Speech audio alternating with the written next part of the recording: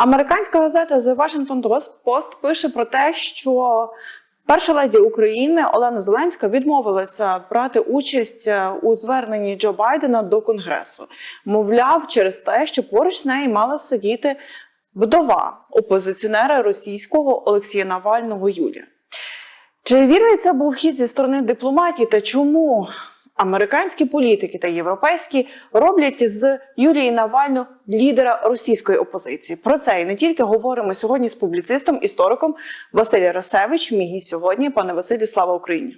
Героям слава! Доброго дня! Доброго дня! Пане Василю, оцей такий хід від першої леді України Олени Зеленської, її відмова, принаймні, як це пише Washington Post. Як ви її оцінюєте? Наскільки це доречно у зв'язку з тим, що Конгрес так і не погодив нам фінансової допомоги нашій країні і, зокрема, акцент, який ставить Джо Байден у своєму зверненні, також стосується і цього питання?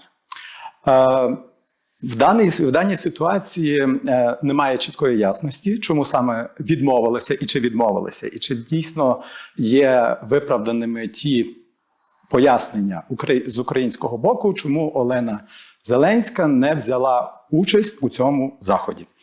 Але тут є кілька рівнів цієї проблеми, і один з них чисто символічно Олена Зеленська зробила дуже правильно. Через те, що я вважаю, що такий задум – це є дуже поганий задум команди американського президента Байдена. І ми в даному випадку чітко бачимо, що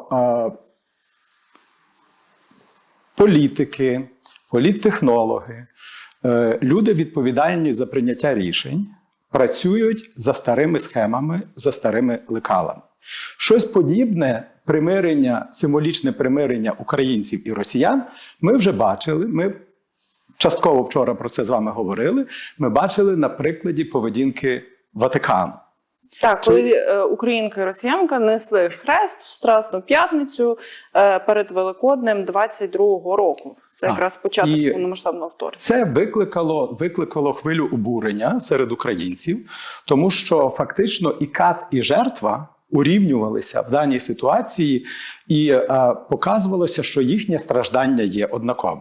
Що насправді не відповідає дійсності і що не може нічого іншого викликати, окрім обурення, принаймні у жертви. І якщо ще з точки зору Ватикану і з точки зору Папського престолу, і з точки зору християнства, примирення, взаємна любов і так далі, це є такими підставовими базовими речами, то спроба поставити на один рівень, на один щабель вдову Навального і першу леді України, ну, це є речі, чесно кажучи, неприпустимі. Вони неприпустимі з точки зору символізму того, який би був відчитаний і в Україні, і в світі. І просто світ почав би звикатися з тим, що є жертва – це Україна, український народ, і є міфічна жертва – це російський народ. Насправді тут треба провести такий водорозділ, тому що ми дуже часто чуємо, особливо від ліберальної російської опозиції, про те, що у всьому винен режим Навального, режим Путіна. Тут уже в мене... Але, знаєте, міг стати і режим Навального, хто знає. Обмовився, напевно, неспроста. Це режим Путіна, і що у всьому винен. І ми тут повертаємося до вдови Олексія Навального, яка дійсно всю свою другу промову в Європарламенті побудувала на тому, що особисто Путін винен за всі злочини. Тут насправді я просто хочу уточнити один нюанс, додати до нашої розмови. В Офісі президента сказали, що перша леді не бере участь у зверненні Джо Байдена до Конгресу, тому що в неї запланована зустріч із дітьми-сиротами. В неї накладається графіка. Але якщо ми говоримо про Washington Post, на яке ми посилаючись в нашій розмові, то я дам цитату.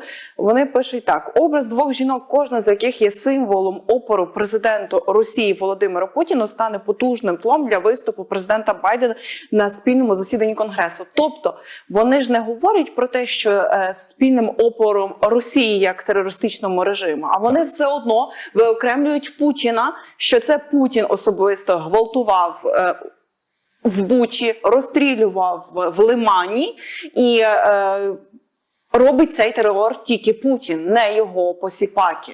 І те, що ви кажете про те, що і Навальна йде за такою послідовністю, але мене найбільше обурює, що і вони першу леді прирівнюють до цього. Це далеко продумана політика. Це в відповідний момент, коли почне сипатися режим в Росії, це буде просто дуже сказати, що ви знаєте, всю вину скинути на Путіна недолуго і ще навіть оголосити його психічно неповносправним, і фактично нема кого карати. Це дуже такий важливий момент. І знову ж таки, от ви згадали кілька таких важливих моментів. Юлія Навальна не є символом боротьби Росії проти режиму Путіна. Вона поки що є вдовою. Це дуже трагічний образ, який заслуговує на співчуття, але вона не є політичним лідером опозиції. І треба так розуміти, що її готують до цієї ролі. Вона оголосила себе, що вона підхопила прапор боротьби свого чоловіка, а насправді в руках Навального не було ніякого прапору боротьби. Ну, він ж робив розслідування про корупційний скандал. Навколо того він хотів збурити Росію. Але мені просто видається, що росіяни не стільки були обурені, як скільки заздрили, що в них того немає, і вони не дотичні до корупції. Обидва, і випадок Олексія Навального, і випадок Юлії Навальної, вони роблять одну і ту саму помилку. Олексій Навальний своєю діяльністю свого фонду боротьби з корупцією, це був перший етап політичних змін в Росії. Це був етап боротьби за електорат, за виборців, в яких вони намагалися заслужити довіру і, отже, отримати підтримку, опору, на кого опиратися для того, щоб далі рухатися по політичній висхідній. І вони говорили, і Олексій Навальний, і тепер Юля, вони говорять все так, щоб сподобатися російським виборцям. Щоб запропонувати щось російським виборцям, що з вами ніякої катастрофи не станеться, ми за вас замовимо словечко перед західними урядами, перед західними країнами, і ми вас не здамо. Навпаки, ви підтримаєте нас, а ми підтримаємо вас, і будуть дуже слабкі санкції щодо Росії, так, бо ми домовимося. Вона ж говорить про те, що треба знімати санкції Росії, накладати особисті санкції на Путіна. А це смішно, це комедія, це карикатура, тому що я в своїй статті на Львів Медіа писав про те, що давайте ми змоделюємо ситуацію так. Німці під час Другої світової війни всю провину покладають на Гітлера. А німці, як такі, як нація, як народ, абсолютно не причетні до того, що творилося під час Другої світової війни. Не причетні до Голокосту, не причетні до цього. Вбили Гітлера, і вся провина знялася. І чому тоді, для чого тоді проводити дійсно було демілітаризацію, денацифікацію в Німеччині і так далі? Нюрнберзький процес, потім відповідальність за Голокост, яка до сьогоднішнього дня цей процес триває. Тобто, то тоді треба було нічого подібного робити і з Німеччиною. І ще один такий дуже важливий момент. Це повторює і Юлія Навальна. Вона також хоче сподобатися потенційним російським виборцям. І вона тому говорить, все спихає на Путіна. Я її розумію. Вона, як вдова чоловіка, якої вбив Путін, вона хоче йому помститися, вона хоче помсти. Але в більшому масштабі це виглядає так, як, наприклад, всю вину, вже повторююся, вину спихнути на Путіна, а росіяни білі і пухнасті, і ми давайте так. Закінчиться ця війна в якийсь дивний спосіб, чи там помре Путін, чи там буде якийсь переворот, чи що, будь-які фантастичні сценарії. Тоді для Заходу, от це відповідь нарешті на те перше питання, яке ви поставили. І тоді для Заходу немає іншої можливості для демократичного транзиту влади в Росії, як зробити ставку на когось із найменш зашкварених, вибачте за таке, російських політиків, для того, щоб почати працювати в плані просування цієї особи в Росію. І ця особа має бути такою, що на неї не мають ображатися росіяни. Це, ви розумієте, не може бути в жодному випадку ніякий Ходорковський, це не може бути Каспаров, бо вони вже, росіяни давно переконані, що це зрадники, тим більше, що вони не росіяни етнічно. Це не може бути Міхаїл Кац, з якого ліплять великого опозиціонера і так далі. Тобто це не може бути, 97% з теперішніх політичних емігрантів, які фігурують і претендують на якусь певну роль, вони в Росії не популярні, а значною мірою росіянами зненавиджені. Тому шукається відповідна фігура, тобто найбільш нейтральна, яка і постраждала, і з другого боку нічого тим росіянам не сказала радикального, не поставила їх перед моральним вибором. І такою фігурою є Юлія Навальна. Тут ще один такий дуже, дуже важливий момент. Справа в тому, що всі ті релоканти, як вони себе називають, це політичні емігранти, яких дуже легко Путін видавив із Росії, які реально не мають жодного впливу на Росію, які не мають жодних шансів повернутися і зайняти якісь там важливі... Єдине, вони можуть що зробити, це повернутися в західному обозі, який вступить гіпотетично в Москву і скаже росіянам: слухайте, давайте, приймайте, це ваші нові керівники, господарі і так далі.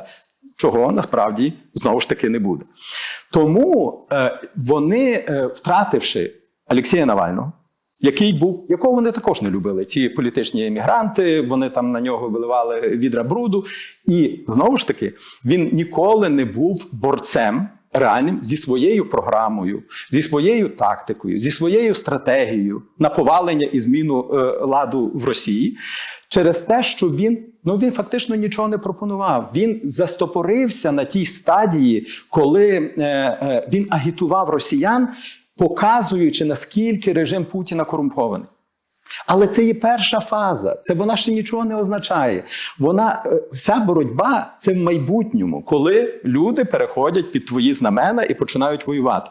Він не висунув таких знамен, він не показав, що він має далі робити, він далі критикував корупцію в Росії. І те, що Юлія Навальна нібито підхопила прапор його боротьби, це абсолютно нуль, це порожній звук. І через те, а чому вони її так за неї вхопилися? Тому що прізвище Навальний має свою велику капіталізацію. Він дійсно був опонентом Путіна. Він був опонентом режиму. З ним пов'язували західні уряди і російська ліберальна опозиція. Все-таки з ним пов'язували, що в Росії можливий демократичний безкровний транзит влади.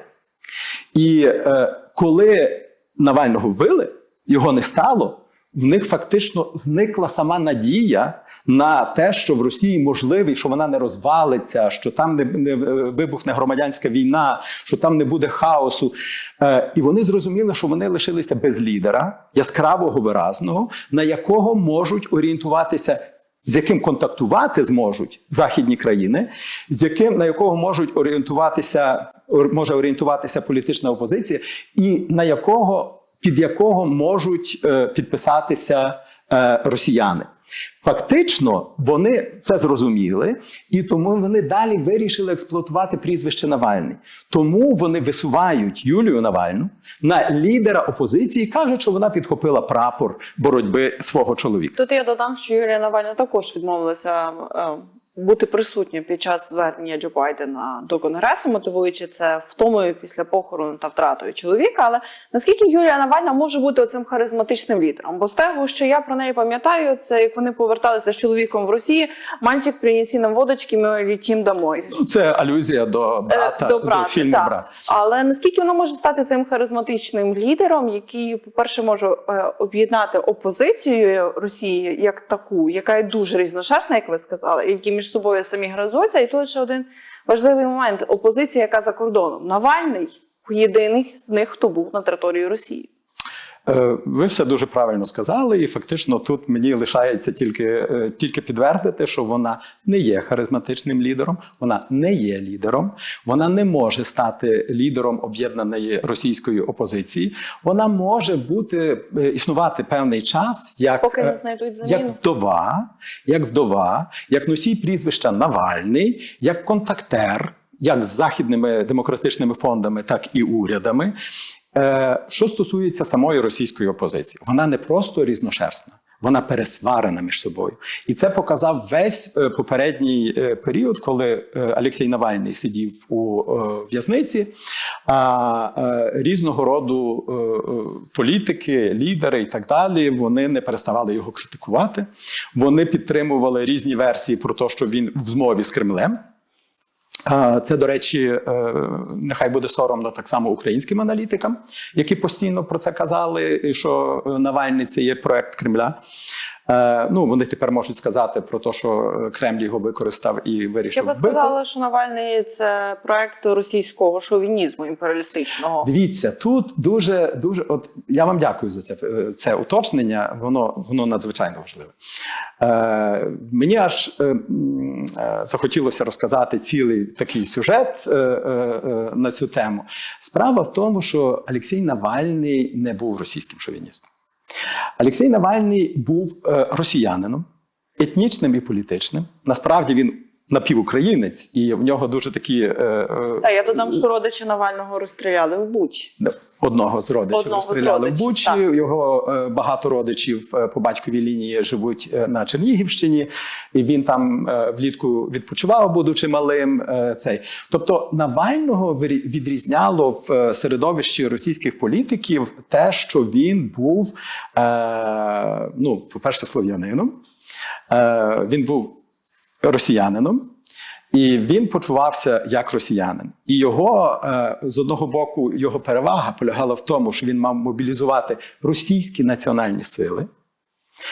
Ми ж погоджуємося з тим, що хоча Росія, ми називаємо Росію імперією, вона дуже часто позиціонується як імперія, проводить імперську політику, але російський чинник в цій державі є важливий. Ми ж кажемо, що Україна – це є держава українців. Правда? То чому Росія, нехай на таку строкатість, незважаючи на таку строкатість, чому росіяни не мають бути представлені в російській владі? Я зараз ні про яку теорію змов не говорю. Навальний був єдиний, виразно російський, з російським походженням політик в Росії. Навальний був єдиний, що вам сказати? Якщо говорити про Пригожина, який спромігся на це бандит і так далі, який спромігся на бунт і ледве не дійшов до Москви, він був єврей, галахічний, з двох рук. А якщо ми говоримо про генерала Суровікіна, м'ясника Алепо і так далі, він був єврей. Якщо ми подивимось на російську ліберальну опозицію, то я це говорю не тому, щоб наголосити і викликати якусь бурю антисемітизму.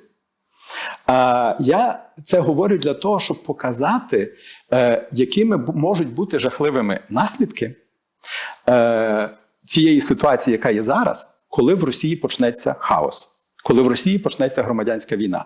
Я вам більше скажу, архітектор цієї всієї війни проти України Кірієнко, він так само єврей. Я вам скажу, що прем'єр-міністр Росії Мішустін, він так само єврей.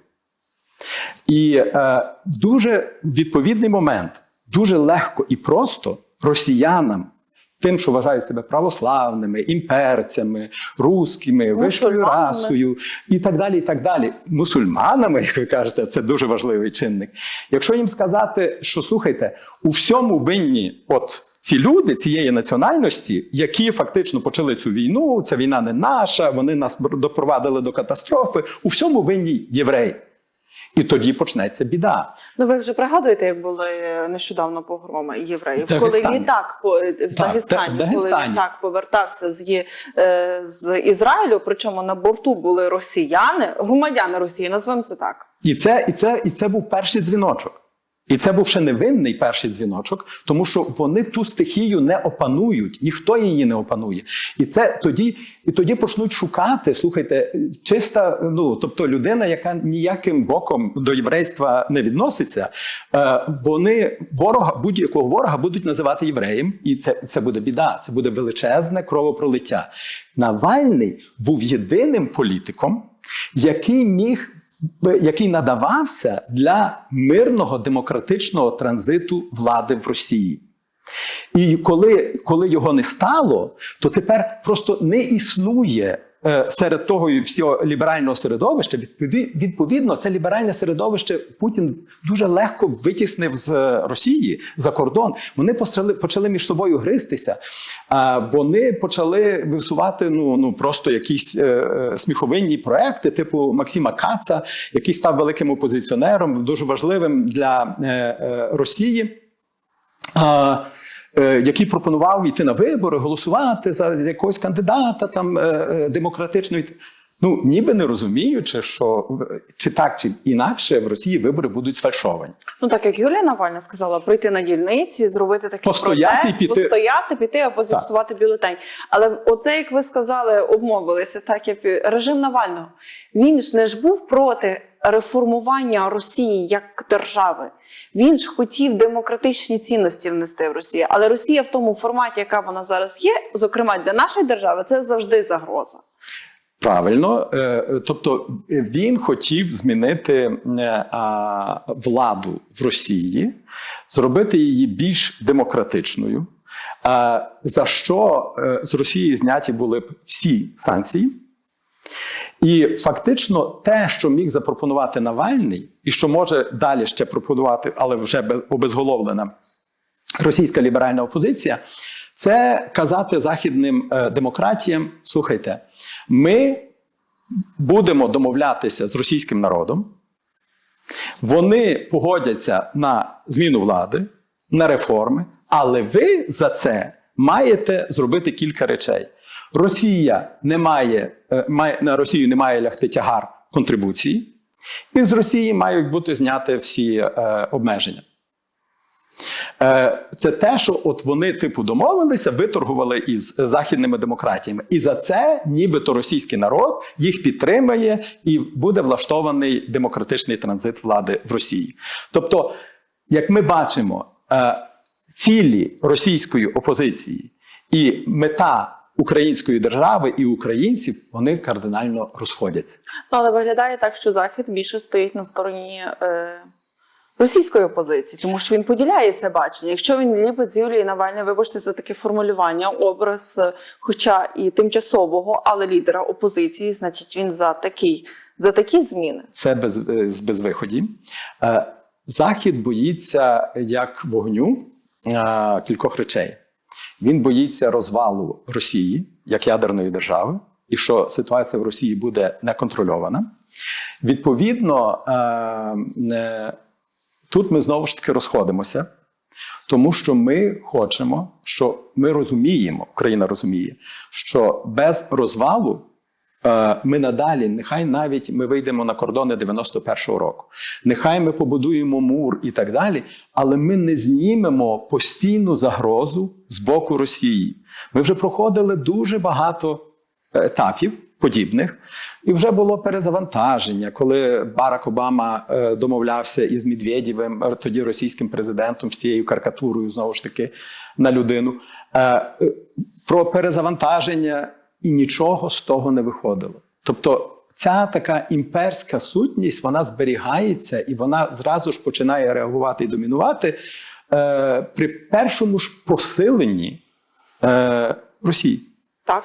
І відповідно, якщо в Росії не почнуться відцентрові рухи на Кавказі, можливо, в мусульманських республіках, можливо, ще де-небудь дуже віддалених від центру, я не бачу такої сили, яка би могла знести цей режим Путіна в Росії і змінити політичну ситуацію. Тобто такої сили нема. Такою силою в жодному випадку не є політичні іммігранти з Росії. Вони не мають, ще раз повторюся, вони не мають жодного впливу, вони не мають жодного плану, і ніхто їх не прийме. Їх не люблять, ненавидять. І Захід тільки тому їх просуває, підтримує і так далі, бо це один з тих шансів, коли нібито можливий демократичний Але варіант. дивіться, навіть ця російська опозиція, будучи такою собі опозицією, будучи опозицією у вигнанні, можемо так сказати, вона все одно робить все можливе, аби відтягнути увагу від українських інтересів.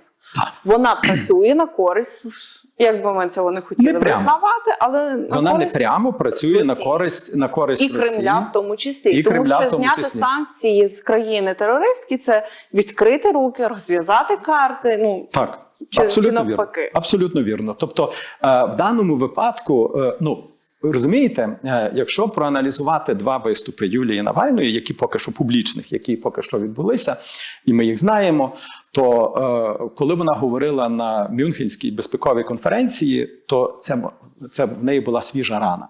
В неї була кривава рана, бо вона щойно довідалася, що її чоловіка вбили.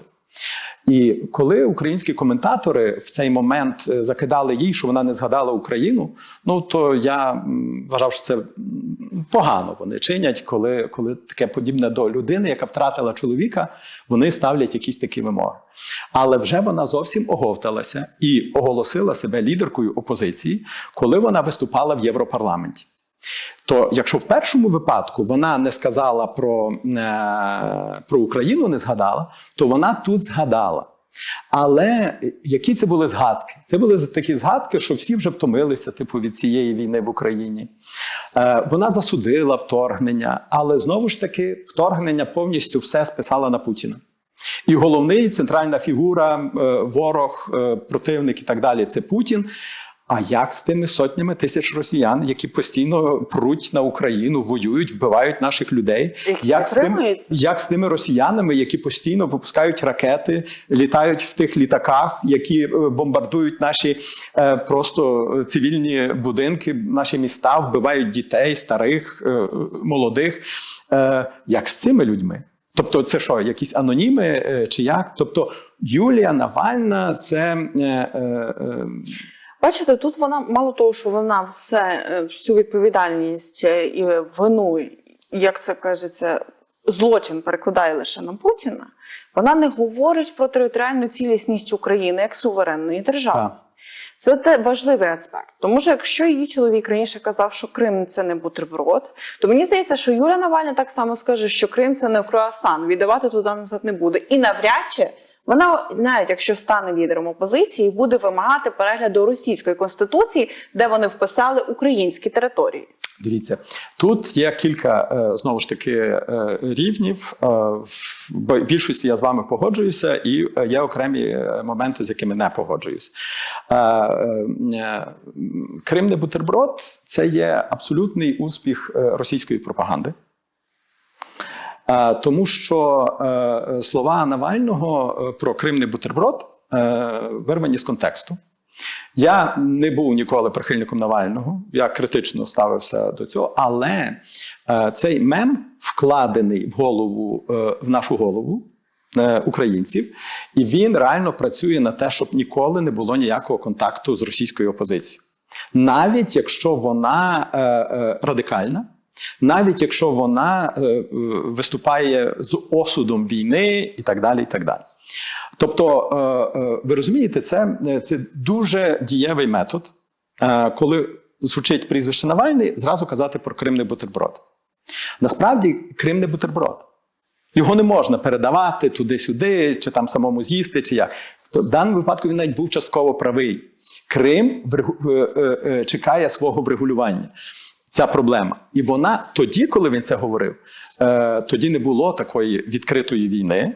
І тоді люди дійсно дуже думали про різні варіанти, як це вирішити.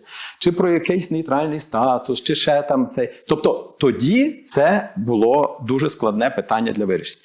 Тепер нема жодного сумніву в тому, що Україна має повернути собі збройним шляхом територіальну цілісність. І відбулися зміни так само в поведінці Навального. Коли вже він був ув'язнений, він поміняв свою позицію і почав говорити про територіальну цілісність України, відновлення і багато інших таких моментів. знову ж таки, на нього вплинуло те, що, можливо, він відчував безвихідність своєї ситуації, що він або до кінця буде залишатися в ув'язненні, або його вплив з кожним місяцем зменшувався і зводився виключно до символічного. Юля Навальна, вона робить другий раз ту саму помилку, що робив її чоловік, який, знову ж таки, повторюся, боровся за електорат, і тому в нього були такі оптичні формулювання, і не було нічого посутнього, що стосується української цілісності, що справедливості української боротьби, війни і так далі. І тепер Юля пішла тим самим шляхом, вона озвучує те саме, вона робить винуватою Путіна і так далі, але намагається вибілити тим самим Росію. І я думаю, що це безвихідь для російської опозиції і для Росії. Але те, що я помічаю, що Навальну починають прирівнювати або навіть порівнювати з Тихановською. Але Тихановська, на відміну від Навальної, яка теж стала жертвою обставин і стала лідером білоруської опозиції, вона брала участь у президентських виборах. І вона за експертними думками, за аналізами, за світовою реакцією перемогла. І ми тому кажемо, що самопроголошений президент Росії і Білорусі навряд чи Навальна буде йти до такого кінця, щоб зареєструватися в виборах, навіть в них взяти участь. Ніхто не зареєструється перше. Дивіться, ви все правильно кажете, і я тут цілком з вами погоджуюся. Тобто, який тут є момент? Ви все правильно сказали про те, що не можна з Тихановською порівнювати Юлію Навальну, тому що Тихановська стала в силу обставин політичною фігурою, і вона має довіру білоруського народу. Так. За неї голосували. Її витиснув режим Лукашенка, але вона далі залишається легітимним лідером Білорусі, неформальною, опозиційною до режиму Лукашенка. Тут є всі підстави. Ми можемо дуже довго говорити, ефективна вона, неефективна, чи вона має впливи, чи вона не має впливу. Вона має підтримку. Вона має впливи такі, знову ж таки, які впливи має білоруська опозиція в світі. Тобто це не співмірне. І ресурс Тихановської – це не ресурс, наприклад, Навального, коли за спиною стоять мільярдери, які можуть самі фінансувати той рух, скинутися і становити серйозний спротив. Чого вони, зрештою, не роблять, хіба що ведуть інформаційні війни. І в даному випадку це, знову ж таки, я помічаю подібну технологію, з якою ми з вами почали нашу розмову про ту історію в Ватикані, про ту історію в Вашингтоні, яка не сталася. І оця історія порівняння з Тихановською. І знову ж таки, повертаючись до тої історії в Вашингтоні, я хочу сказати такий один, може, крамольний момент. Він стосується того, що Олена Зеленська не могла взяти участь в тому заході на промові Байдена, тому що у нас дуже непевна ситуація в Сполучених Штатах Америки. Нам не тільки треба боротися за підтримку демократичної партії, ми маємо отримати підтримку з боку республіканської партії. І це для нас надзвичайно важливо, зрозуміло, через позицію групи Трампа, яка все блокує, але ми маємо боротися за підтримку і прикладати максимум зусиль щодо республіканської партії. Чому? Чому Олена Зеленська ще з цього приводу поступила правильно?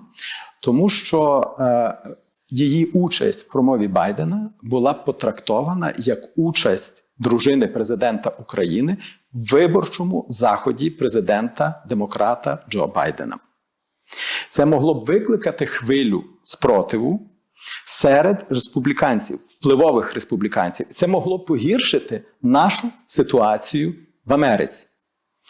І те, що відбулося, те, що це мало бути використано із пропагандистською метою, як передвиборча акція, показати, от є символ боротьби Росії, яким насправді він не є, але хто би це пояснював звичайним американцям. І є символ дружина, символ боротьби України проти путінського режиму. Тут не треба казати путінського режиму, тут треба казати боротьби проти Росії, проти агресора. І воно би так дуже гарно, знаєте, ця картинка виглядала б, і дуже гарно виглядав би Джо Байден. Компанії тоді треба було Тихановську.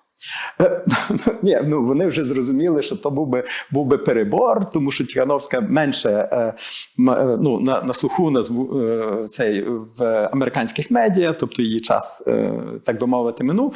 Але оце посадити Юлію Навальну і Олену Зеленську, зрівняти Росію і Україну, символічно зрівняти у цій війні, це був величезний промах.